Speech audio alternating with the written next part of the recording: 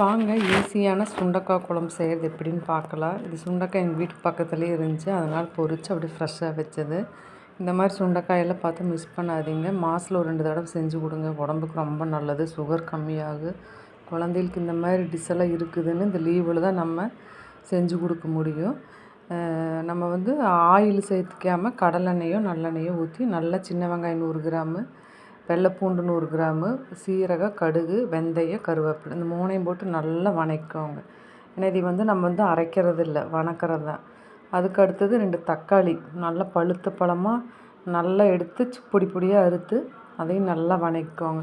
முடிஞ்சால் மிக்சிலையும் போட்டுக்கலாம் தக்காளிவை, இல்லைன்னா இந்த மாதிரியும் போட்டுக்கலாம். நல்லா போட்டு உப்பு போட்டு நல்லா வணக்கி ஒரு தட்டம் ஒன்று எடுத்து மூடி வச்சுக்கோங்க. மூடி வணக்குனிங்கன்னா சீக்கிரமாக நல்லா சீக்கிரமாக வதங்கிடும். அதுக்கப்புறம் சுண்டைக்காய் பொரித்து வச்சு சுண்டைக்காவை 1க்கு 2 தட்டிக்கிற ஒரு கவரில் போட்டு தட்டி தண்ணிக்குள்ளே போட்டு எடுத்து போட்டு நல்லா வணக்கோங்க. அது நிறைய விதையெல்லாம் எடுக்க வேண்டாம், சும்மா ஒன்றுக்கு தண்ணியில் மட்டும் இருக்கிறத எடுத்து புழிஞ்சு போட்டுருங்க. விதையெல்லாம் கொஞ்சம் இருக்கணும், அப்போ தான் டேஸ்ட்டாக இருக்குது. அதுதான் நம்மளுக்கு சொல்லப்போனால் மருத்துவ குணம். அந்த விதையோடு சாப்பிட்றது தான் நம்மளுக்கு உடம்புக்கு நல்லது. சுகர் நிஜமாகவே கண்ட்ரோல் ஆகுங்க. நல்ல ஒரு சத்தான உணவு தான் இது. இது செஞ்சு கொடுங்க, குழந்தைகளுக்கு ரொம்ப நல்லது. அடுத்து வணங்கினதுக்கப்புறம் என்ன பண்ணோன்னா இதுக்கு தேவையான பொருளே 3 எண்ணம் தான். மஞ்சத்தூள், மிளகாத்தூள், மல்லித்தூள் 3 எண்ணம் தான். அதை போட்டுட்டு நல்லா வணக்கிக்கோங்க, சிம்மில் வச்சுக்கோங்க. இந்த பவுட்ரு போடுறதுனால நம்மளுக்கு வந்து அடி பிடிக்கும். சிம்மில் வச்சு நல்லா வணக்கிக்கோங்க.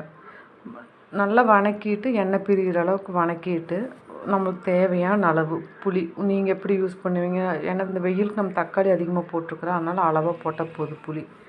புளி நல்லா கரைச்சி ஊற்றிக்கோங்க. ஊற்றுனதுக்கப்புறம் அது ஒரு கொதி வந்ததுக்கப்புறம் நம்ம தேவையான அளவு உப்பும், இந்த மாதிரி புளி குழம்புக்கெல்லாம் வந்து கொஞ்சம் வெல்லம் போட்டால் நல்லாயிருக்கும், அதனால் நான் வெல்லம் போட்டிருப்பேன். கொஞ்சம் லைட்டாக உப்பும் வெல்லம் போட்டுக்குவேன். நல்லா கொதி வந்ததுக்கப்புறம் சிம்மில் வச்சுக்கோங்க. சிம்மில் வச்சாலும் சரி, கையில் வச்சாலும் சரி, ஒரு தட்டம் போட்டு மூடி நல்லா கொதி வந்ததுக்கப்புறம் தேங்காய் அரைச்சி ஊற்றிக்கோங்க. தேங்காய் வந்து மெயினாக வந்து கொப்பரை தேங்காயாக இருந்தால் தேங்காய் பால் தான் ஊற்றணும். நான் இன்றைக்கே உடச்சி ஊற்றுனால தேங்காய் நல்லா பேஸ்ட் மாதிரி வந்தது. அதனால் நான் வந்து முதல்ல இந்த குழம்பு நல்லா சுண்டுற அளவு கொதிக்க வச்சுக்கணும், அதுக்கப்புறம் தான் நம்ம தேங்காய் ஊற்றணும். நல்லா தேங்காய் அரைச்சி ஊற்றினதுக்கப்புறம் ஒரு 4-5 கொதி வந்ததுக்கப்புறம் இந்த மாதிரி நல்லா பேஸ்ட்டாக இருந்தது. நீங்கள் தேங்காய் போடுறது எப்படி நல்லா பேஸ்ட்டாக இருந்துச்சுன்னா அப்படியே ஊற்றிடுங்க. கொஞ்சம் திப்பி திப்பியாக இருக்குதுன்னா நல்ல தேங்காய் பால் ஃபஸ்ட் பால் 2வது பால் எடுத்து ஊற்றிக்கோங்க, நல்லாயிருக்கும். தேங்காய் ஊற்றுனதுக்கப்புறம் சொல்லுவாங்க 2 கொதி 1 கொதி வந்தால் இறக்கிடணும் அப்படின்னு. இல்லைங்க, கெட்டுரு வெயிலில். நல்லாவே கொதி விட்டுருங்க குழம்பு. மறுபடியும் சிம்மில் வச்சு கொஞ்சம் எண்ணெய் பிரிகிற அளவுக்கு நல்லா கொதிக்க விட்டுருங்க.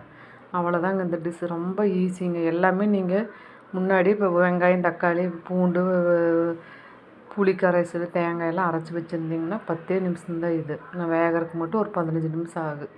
சீக்கிரம் டக்குன்னு இந்த மாதிரி குழம்பெல்லாம் ஐயோ ரொம்ப கஷ்டம், நேரமாகனால நினச்சிட்டு செய்ய மாட்டேங்க. கண்டிப்பாக செஞ்சு பாருங்கள். இது நம்ம வந்து மிளகெல்லாம் அரைச்சி வச்ச மாதிரியே இருக்கும். ஆனால் நம்ம இப்போ சும்மா தேங்காய் மட்டும்தான் அரைச்சி ஊற்றிட்டு ரொம்ப டேஸ்ட்டாக இருக்குது. இந்த குழம்பு பழசானால் இன்னும் ரொம்ப டேஸ்ட்டாக இருக்கும். ட்ரை பண்ணி பாருங்கள். எங்கள் வீடியோ பிடிச்சிருந்ததுன்னா லைக் பண்ணுங்கள், சப்ஸ்கிரைப் பண்ணுங்கள், ஷேர் பண்ணுங்கள். நிறைய பேர் பார்க்குறீங்க, ஆனால் சப்ஸ்கிரைப் பண்ணுறதில்ல. ப்ளீஸுங்க சப்ஸ்கிரைப் பண்ணுங்கள். எங்களுக்கு சின்ன சேனல், நாங்களே எங்களுக்கு சப்போர்ட் பண்ணுங்கள். பாய். அவ்வளோதாங்க. பிடிச்சிருந்ததுன்னா லைக் பண்ணுங்கள்.